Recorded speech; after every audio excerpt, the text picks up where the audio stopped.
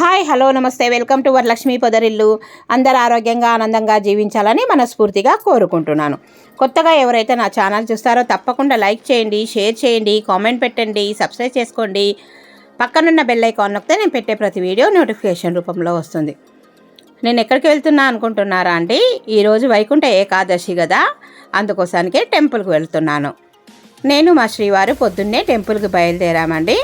ఇప్పుడు మనం రోడ్లో ఉన్నాము. కట్ చేస్తే టెంపుల్ దగ్గరికి వచ్చేసాం. చూడండి, పొద్దున ఏమో చలి పెడుతుంది, మధ్యాహ్నం అది ఉదయం 8 గంటలకే చూడండి విపరీతమైన ఎండ ఉంది. ఈ ఎండకు అసలు సూర్యుని కూడా చూడలేకపోతున్నాము.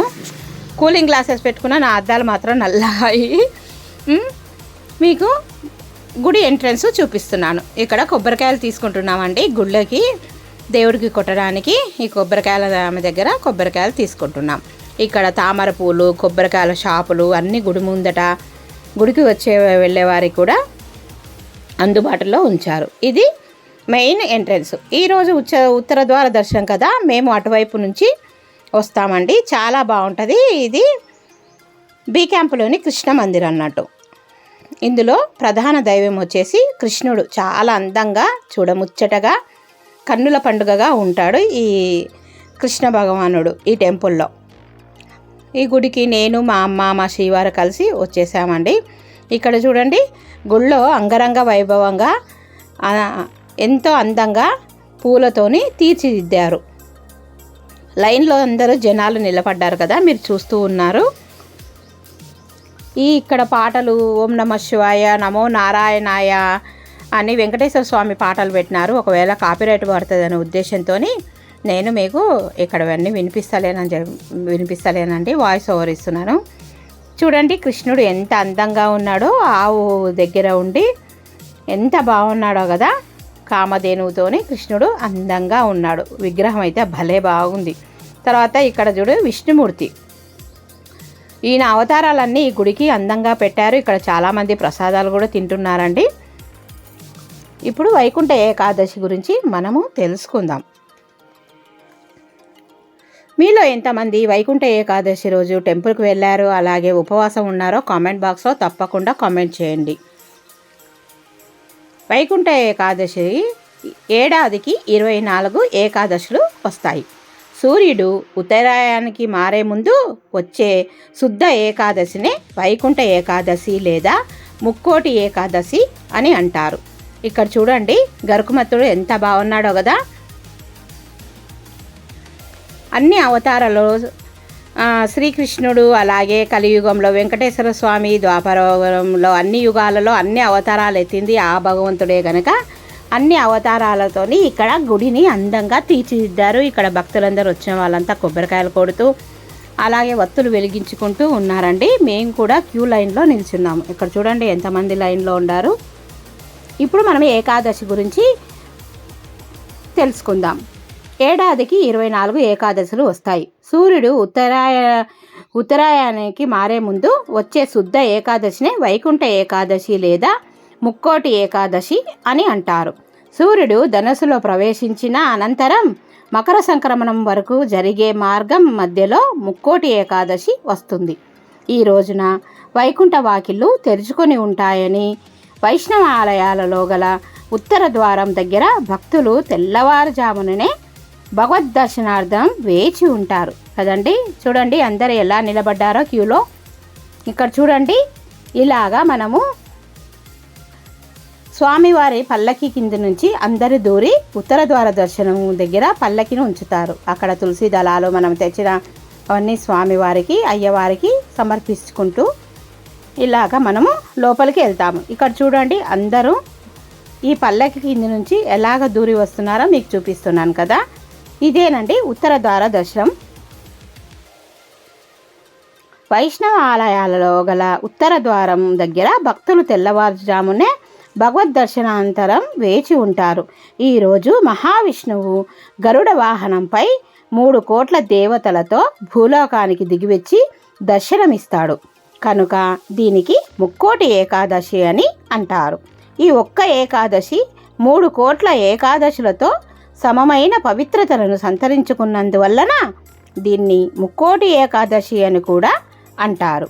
అలాగే వైకుంఠ ఏకాదశి అని కూడా అంటారు. చూడండి ఇక్కడ శ్రీకృష్ణుడు చూడండి ఎంత చక్కగా ఉన్నాడు. భగవంతుడైతే ఎంత బాగున్నాడో.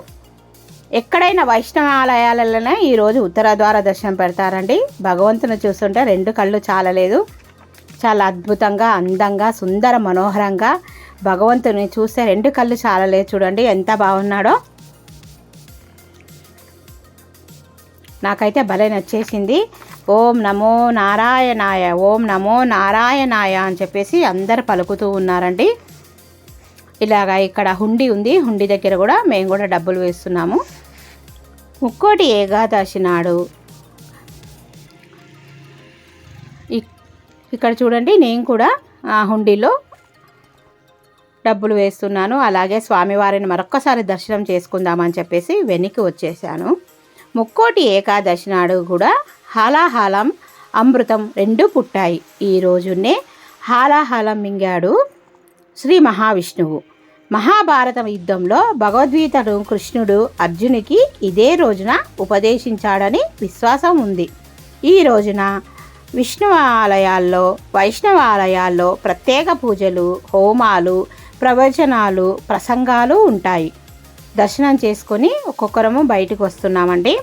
ఈ రోజున ముఖ్యమైనవి కటిక ఉపవాసము, జాగారము, అటు తర్వాతనే జపం, ధ్యానం మొదలగువి ఉంటాయి.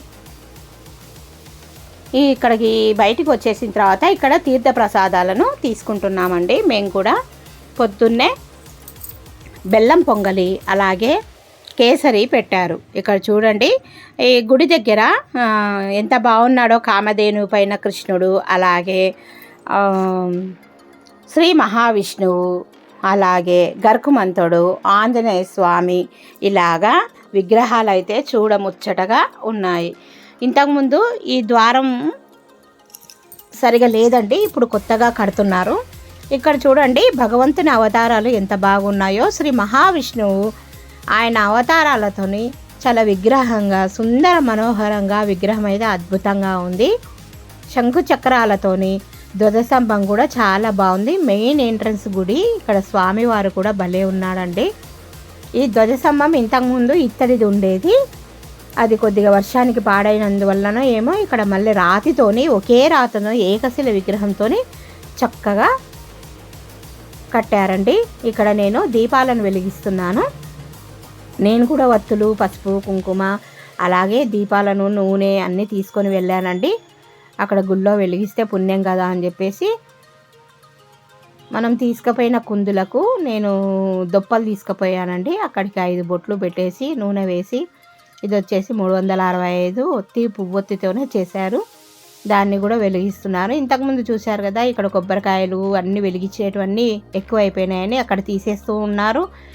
వెలిగించే వాళ్ళు వెలిగిస్తున్నారు. అది నిండిపోయే వరకు మళ్ళీ తీసేస్తూ ఉన్నారు.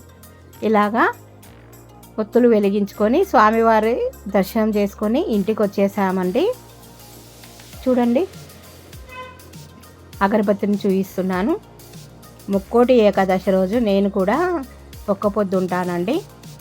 మీరు ఎంతమంది ఈరోజు టెంపుల్స్కి వెళ్ళారు, లేదా మీ ఇంట్లో పూజ చేసుకున్నారో, లేదా ఇంకెక్కడికైనా వెళ్ళారో తీర్థయాత్రలకు నాకు కామెంట్ బాక్స్లో తప్పకుండా కామెంట్ చేయండి. ఎక్కడ స్కిప్ చేయకుండా చూడండి. అలాగే వేరే వాళ్ళకి ఫార్వర్డ్ చేయండి. నాకు ఎంతో మోటివేషన్గా ఉంటుంది. అలాగే ఇక్కడ అది నాగుల కట్ట ఉందండి. జంట నాగులకు కూడా అందరూ నమస్కారం చేసుకుంటున్నారు. ఇక్కడ కూడా నేను వత్తులు వెలిగించి, అలాగే కుంకుమ, పసుపు, అక్షింతలు, పూలు చల్లి చక్కగా పూజ చేసుకున్నామండి. ప్రతి ఒక్క గుళ్ళో నాగుల కట్ట ఇలాగ కట్టి ఉంటుంది. చాలా బాగుంటుందండి ఈ గుడి. మీరు కర్నూలులో ఉన్న వాళ్ళు ఎప్పుడైనా కావాలంటే సందర్శించండి. చాలా అద్భుతంగా ఉంటుంది. చలికి చలి వేస్తుంది. అలాగే 8 అయింది. అంతా 8కే ఎంతమంది ఉన్నారు చూడండి. టెంపుల్ పొద్దున్నే లాస్ట్ ఇయర్ అయితే పొద్దున్నే దర్శనం చేసుకున్నాము. ఈ వీడియో మీకు ఎంతో నచ్చిందని అనుకుంటున్నాను. నచ్చినట్టయితే తప్పకుండా లైక్ చేయండి, షేర్ చేయండి, కామెంట్ పెట్టండి, సబ్స్క్రైబ్ చేసుకోండి. పక్కనున్న బెల్ ఐకాన్ నొక్కితే నేను పెట్టే ప్రతి వీడియో నోటిఫికేషన్ రూపంలో వస్తుంది. మరో మంచి వీడియోతోనే మీ ముందు ఉంటాను. బాయ్. ఇప్పటికే